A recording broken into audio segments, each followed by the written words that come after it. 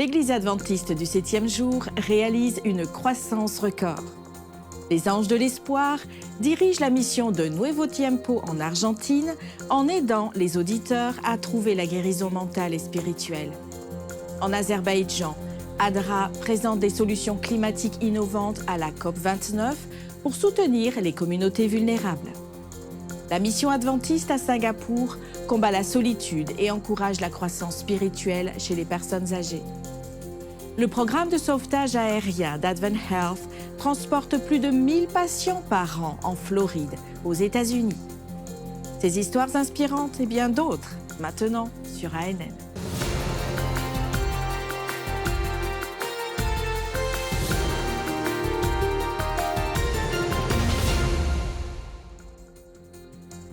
The Hopeful est de retour dans les cinémas pour une deuxième semaine en raison de la demande populaire. Le film a attiré plus de 12 000 spectateurs en Australie, en Nouvelle-Zélande et aux Fidji. Le film est classé 3e parmi les nouvelles sorties en Nouvelle-Zélande et 6e en Australie. Aux Fidji, c'est même le meilleur film. Plus important encore, The Hopeful a un impact spirituel. Les spectateurs recherchent des églises adventistes après avoir regardé le film. En Nouvelle-Galles du Sud, 2 personnes sont venues à l'église pour la première fois. Elles voulaient en savoir plus sur la foi adventiste. Au nord de la Nouvelle-Galles du Sud, un couple observe déjà le sabbat. Après avoir regardé le film, il s'est senti inspiré à rejoindre l'église. Un membre de l'église raconte: ils ont été inspirés par les choix d'Ellen White de suivre Jésus jusqu'au bout. Maintenant, ils souhaitent faire de même. Le PDG des médias adventistes, Dr. Brad Kemp, a remercié la communauté adventiste pour son incroyable soutien. The Hopeful incite à entamer des voyages spirituels et inspire les individus à faire de nouveaux pas dans la foi. Son message continue de transformer des vies. Pendant près de 40 ans, une équipe d'Advent Health a fourni des services médicaux aériens qui ont sauvé des vies en Floride aux États-Unis. Exploitant 2 hélicoptères Airbus EC-145 équipés de technologies avancées, Flight One assure le transport sécurisé des patients gravement malades. Jetons un coup d'œil à ce programme exceptionnel d'Advent Health. Cette histoire commence en 1985 et l'hôpital de Floride a inauguré Faith Flight One pour servir la région d'Orlando avec une ambulance aérienne.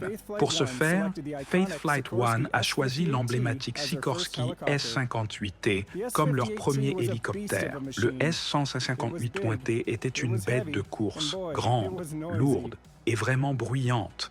Aujourd'hui, le programme est connu sous le nom de Flight One et fait partie d'Advent Health Orlando. Advent Health possède les hélicoptères de Flight One, mais pour faire fonctionner le programme efficacement, ils sont associés à Metro Aviation. Metro Aviation fournit tous les pilotes et mécaniciens expérimentés pour faire voler les hélicoptères. Les machines derrière le succès continu de Flight One sont une paire d'hélicoptères Airbus EC-145 à double moteur. Un choix populaire pour les pilotes et les opérateurs, le C-145 est connu pour ses performances, sa fiabilité et son espace cabine. J'ai demandé à la Contessa Greber, une infirmière de Flight One, de me faire visiter l'un de leurs hélicoptères. Contessa, nous sommes devant un des hélicoptères de Flight One. Pouvez-vous nous en parler ? C'est donc un Eurocopter 145, EC 145 en abrégé. Le signe d'appel de cet hélicoptère est Archangel One. C'est un hélicoptère à 2 moteurs.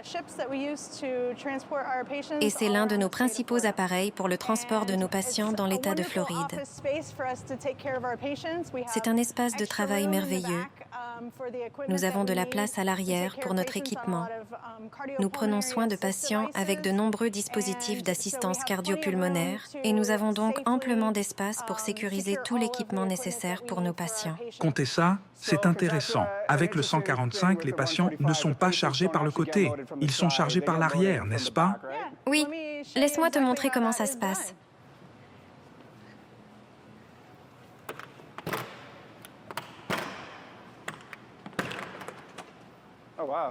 Alors ça se passe ici. Oui? Waouh! Est-ce que ça va simplement glisser dehors? Exactement. Cela glisse comme ça. Mon partenaire et moi allons décharger notre patient en toute sécurité et ensuite verrouiller. Nous pouvons transporter des patients de 227 kilos avec ce système de civière. Cette configuration est très similaire à ce qu'une ambulance de transport terrestre serait, n'est-ce pas? Oui, très similaire. Nous utilisons beaucoup du même équipement. Nous avons un peu moins d'espace pour travailler, mais nous essayons d'utiliser intelligemment l'endroit où nous utilisons notre équipement et la sécurité est toujours primordiale. Nous devons nous assurer que nous pouvons sécuriser tout ce que nous embarquons afin de protéger nous-mêmes et nos patients. Flight One effectue plus de 1000 transferts de patients par an et les traitements varient en fonction des patients.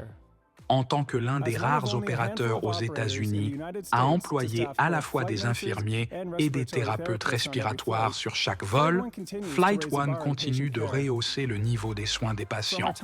Le temps passé avec l'équipe de Flight One nous a permis de constater que ces professionnels sont vraiment passionnés par leur travail. Pour eux, chaque jour compte. Et chaque jour compte surtout pour leurs patients. J'adore venir travailler. Nous disons tous que c'est un métier de rêve et nous aimons les conditions de travail. Personnellement, j'aime les défis que ça apporte. Ça demande de penser en dehors des sentiers battus. Parfois, nous avons des situations très difficiles et nous voulons toujours offrir les meilleurs soins aux patients en gardant à l'esprit que la sécurité des patients est primordiale, puis notre sécurité, celle de nos pilotes et de tout le monde qui rentre chez soi à la fin de la journée. Advent Health, une organisation adventiste à but non lucratif basée en Floride, est parmi les plus grands fournisseurs de soins de santé aux États-Unis. Guidée par des professionnels compatissants et animée par l'innovation, Advent Health se consacre à étendre le ministère de guérison du Christ aux communautés qu'elle sert. En 2023, l'Église adventiste a atteint une étape historique. Dans un rapport présenté lors du concile annuel de l'Église adventiste du 7e jour, tenu dans le Maryland aux États-Unis, l'Église adventiste a souligné une augmentation significative du nombre de membres par million, ainsi qu'un nombre de baptêmes comparable à celui observé avant la pandémie. Le nombre de nouveaux membres a augmenté de manière spectaculaire. Environ 1,5 million de frères et sœurs ont accepté le salut en Jésus-Christ. Avec 1,465 million de personnes ajoutées à l'Église, l'année 2023 a connu le plus grand nombre d'adhésions nettes de toute l'histoire de l'Église adventiste, dépassant les 1,38 million ajoutés en 2018. Cette croissance reflète les efforts des dirigeants, pasteurs, membres et bénévoles dans l'évangélisation mondiale. Comme le montre la diapositive suivante, l'Église mondiale en 2023 a enregistré en moyenne plus de 4000 adhésions par jour. Dans le monde entier, quelqu'un est devenu adventiste du 7e jour toutes les 21 secondes et demie. En 2023, il y avait un adventiste pour 350 personnes dans le monde, une amélioration par rapport à 519 en 2000. Depuis 1965, l'Église adventiste du 7e jour a accepté 45,1 millions de membres, mais 19,4 millions ont choisi de partir. Cela signifie que plus de 4 membres sur 10 s'éloignent. Une statistique qui nous appelle à réfléchir sur le travail continu de faire des disciples. Actuellement, l'Église adventiste du 7e jour compte environ 23,2 millions de membres dans le monde. Cependant, certaines régions font encore face à de grands défis. C'est pourquoi Mission Refocus est cruciale. Plus de missionnaires et de ressources doivent être déployés à l'échelle mondiale, mais surtout dans des régions comme l'Union du Nord du Ghana, où 24 membres sont nécessaires pour générer un baptême, et l'Union du Sud de l'Inde, où le défi est encore plus grand, avec 231 membres impliqués pour chaque baptême. De plus, certaines régions, comme l'Union de l'Afrique de l'Ouest central et l'Union de l'Est de la Russie, font face à des défis tels que la diversité culturelle, le manque d'infrastructures et l'instabilité politique qui nécessitent plus de ressources et d'attention sur les missions. Il est passionnant de constater que la mission mondiale de l'Église se poursuit grâce à cet engagement à atteindre plus de personnes en particulier dans les régions difficiles, en se concentrant sur l'initiative Mission Refocus, afin que chaque nation, tribu, langue et peuple entendent la bonne nouvelle du salut et de la vie éternelle par le sacrifice de Jésus-Christ. Cette semaine, dans les profils ANN, l'animatrice Alyssa Truman reçoit Clayton Feitosa, le directeur des centres de mission globale. Découvrez comment, malgré les défis, le travail missionnaire de pasteur Clayton transcende les frontières et reflète une vie dédiée au service et le pouvoir des rendez-vous divins. L'une des difficultés est lorsque vous arrivez dans un endroit où le christianisme est minoritaire et l'adventisme est la minorité de la minorité. Donc vous êtes en bas. C'est un grand défi simplement d'amener des gens pour vous aider, les ressources humaines. C'est l'un des plus grands défis auxquels tout missionnaire occupant un poste de direction est confronté. Avoir plus de personnes pour travailler avec vous. J'étais le président de la fédération, le directeur de l'association pastorale, le directeur de l'éducation. Des gens m'aidaient, mais j'étais impliqué dans tout. C'était très difficile dans ce sens. Et donc, je savais que je devais amener plus de missionnaires. J'avais besoin de développer un leadership local. C'est la priorité, mais ce n'était pas suffisant. Nous avions besoin d'aide supplémentaire. C'est pourquoi nous avons besoin de missionnaires, de plus de personnes qui viennent. Les visas sont toujours un défi. Les finances, les ressources, il faut trouver des fonds. Mais le financement n'était pas le plus grand obstacle. En revanche, trouver des personnes prêtes à servir avec les compétences nécessaires l'était. Pour visionner l'épisode complet et d'autres vidéos explorant plus en profondeur la foi adventiste du 7e jour et son histoire, visitez notre chaîne officielle sur YouTube. À Singapour, la mission adventiste et l'église adventiste de Thomson font une différence en entrant en relation avec les personnes âgées. Face à une population vieillissante et aux exigences de la vie moderne, ils restent déterminés à encourager la communauté et à lui témoigner de l'amour. Une mission silencieuse impacte profondément le cœur de Singapour, où des bâtiments imposants et un mode de vie trépidante définissent la ville.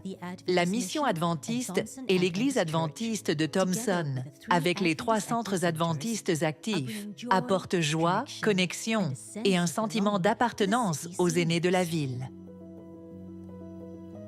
Avec le vieillissement rapide de la population, le besoin de véritable connexion entre les personnes âgées n'a jamais été aussi crucial. Près d'un Singapourien sur 4 aura 65 ans ou plus d'ici 2030, et beaucoup font face à la solitude et l'isolement.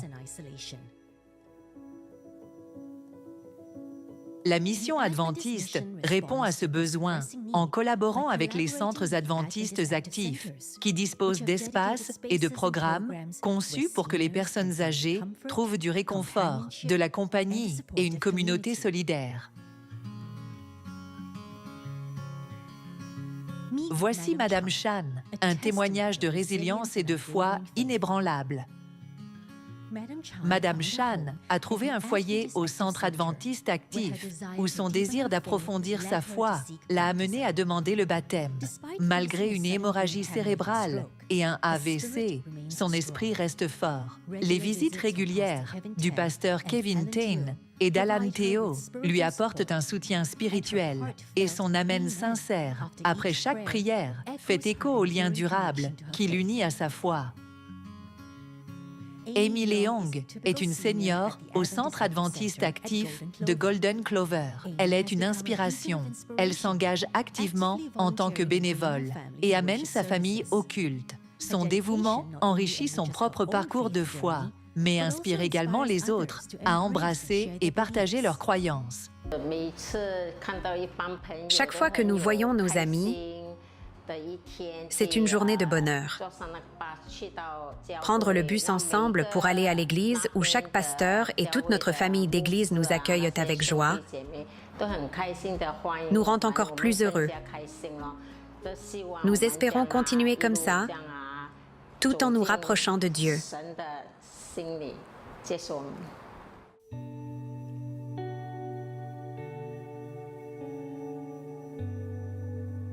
Jennifer Lim a retrouvé un nouvel élan grâce à la mission adventiste, après une période de deuil et d'isolement. En répondant à un appel lors d'un camp d'évangélisation, Jennifer a renoué avec sa foi et découvert un réseau de soutien qui nourrit sa croissance spirituelle et donne un sens à sa vie. En juin, Ang Hui Eng a franchi une étape importante dans son parcours de foi en se faisant baptiser, entouré de ses filles et de sa petite-fille. Cet événement joyeux a marqué une étape personnelle, mais a aussi mis en lumière l'impact intergénérationnel de la foi, démontrant comment l'engagement d'une personne peut inspirer toute une famille.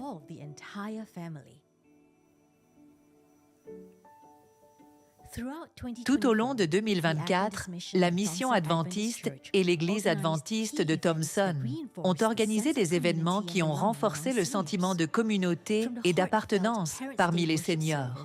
Du culte lors de la journée des parents au concert musical animé 316, chaque événement leur a permis de créer du lien, d'apprendre et de célébrer ensemble.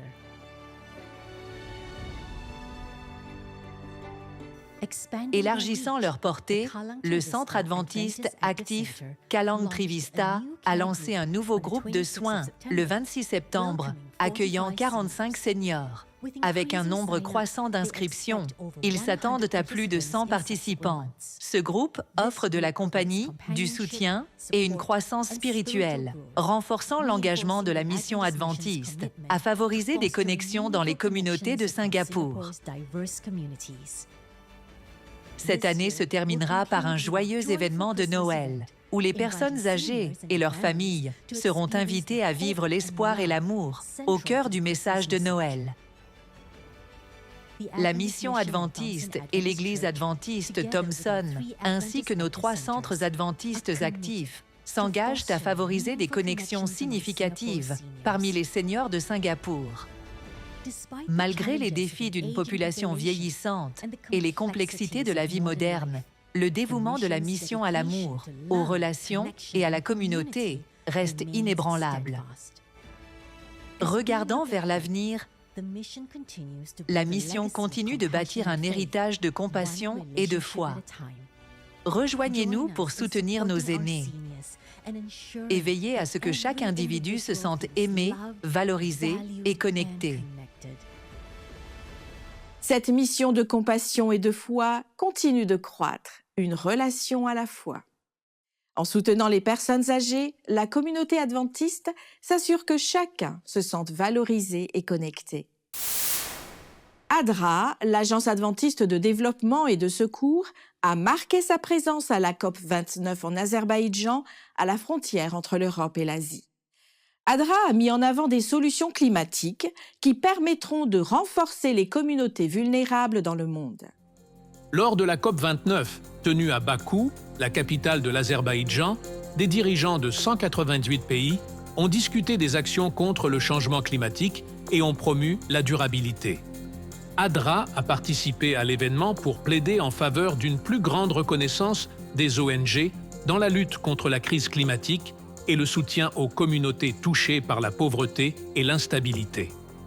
Avec une présence dans 122 pays, l'ONG adventiste se distingue parmi les principales agences humanitaires mondiales, travaillant à garantir la sécurité alimentaire, à promouvoir des pratiques agricoles durables et à financer des initiatives d'adaptation au climat.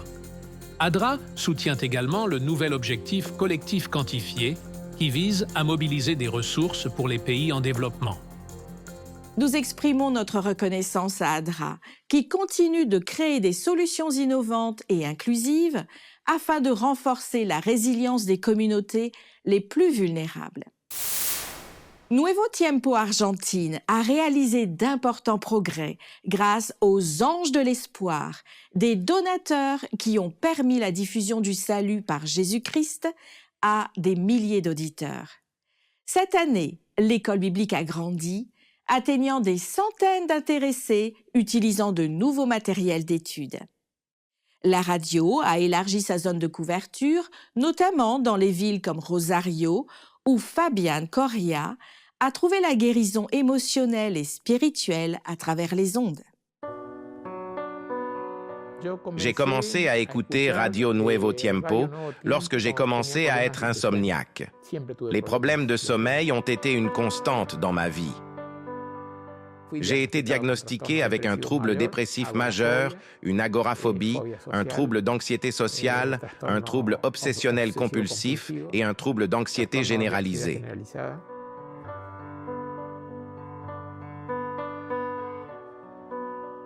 J'ai lutté contre des problèmes de colère, probablement dus à la violence que mes filles ont subie. Mais je n'ai jamais dirigé cette colère vers les gens, mais sur des objets inanimés. J'ai réalisé que ce comportement était mauvais. Alors j'ai demandé à Dieu de m'aider à le surmonter, et il l'a fait. Radio Nuevo Tiempo a vraiment résonné en moi, car il a comblé un vide que je cherchais à remplir depuis longtemps. C'est la foi en Dieu, avant tout, qui a comblé ce vide. Grâce à cette expérience, j'ai compris la valeur profonde de la foi. Chaque jour, lorsque je m'agenouille près de mon lit, je lis un passage de la Bible. Je cherche la direction du Saint-Esprit pour m'aider à mieux comprendre les Écritures et je prie Dieu pour qu'il renforce ma foi. La vie est devenue facile pour moi en suivant les enseignements de Dieu. Je me dis souvent, si tout le monde comprenait à quel point la vie pourrait être plus facile en adoptant ces principes, imaginez juste à quel point le monde serait différent.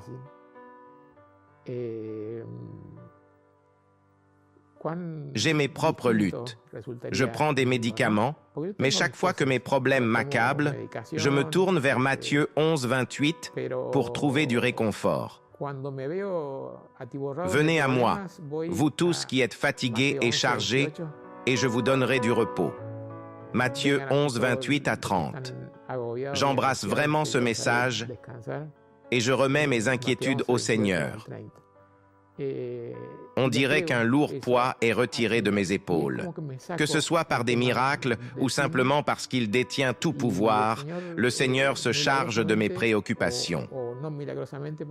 Souvent, ces inquiétudes ne sont que des produits de mon propre esprit. Certaines nuits, un flot de pensées m'empêche de dormir, mais l'après-midi suivant, je constate que le problème s'est résolu de lui-même. Avant de découvrir Nuevo Tiempo, j'avais souvent l'impression qu'il me manquait quelque chose dans ma vie.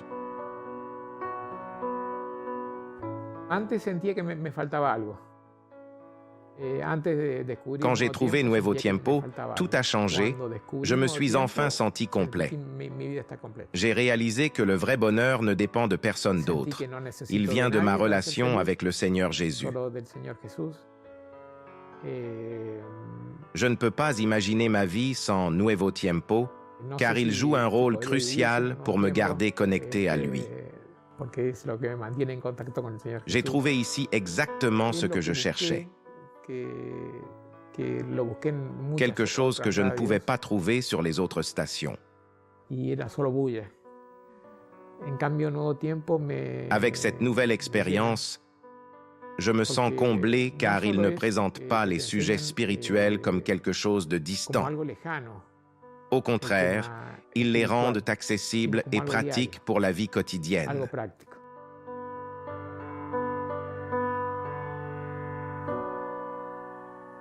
Ce travail est rendu possible grâce aux anges de l'espoir dont les dons supportent la mission. Si vous souhaitez également faire partie de cette mission, vous pouvez devenir un ange de l'espoir et impacter d'autres vies. Ainsi prend fin notre édition ANN de cette semaine. Rejoignez-nous la semaine prochaine pour plus de nouvelles du siège de l'Église adventiste du 7e jour. Saviez-vous que l'Église adventiste a une chaîne YouTube où vous pouvez regarder d'autres vidéos incroyables? Il vous suffit d'aller sur YouTube et de chercher Église adventiste. Assurez-vous de cliquer sur le bouton s'abonner pour ne jamais manquer une nouvelle vidéo. Vous pouvez également nous laisser un commentaire ou un sujet de prière, car notre équipe prie pour vous. Et avant de vous dire au revoir, nous vous laissons avec les paroles du verset 6, en Proverbe 2. Le texte dit « Car l'Éternel donne la sagesse, de sa bouche sortent la connaissance et l'intelligence. » N'oubliez pas que vous pouvez toujours visiter adventiste.news pour des nouvelles et des vidéos quotidiennes. À la semaine prochaine pour d'autres nouvelles de foi, d'amour et d'espoir. Que Dieu vous bénisse et prenez soin de vous.